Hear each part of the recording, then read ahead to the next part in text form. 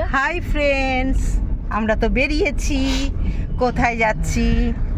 আজকে নবমী, তোমরাও আশা করি ঘুরছো, তো আমিও ঘুরছি।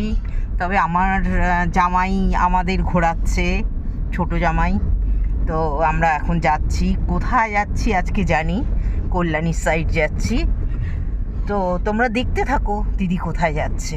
ঠিক আছে, দেখো আমার মেয়েকে, দেখো মাম্পি। হ্যালো,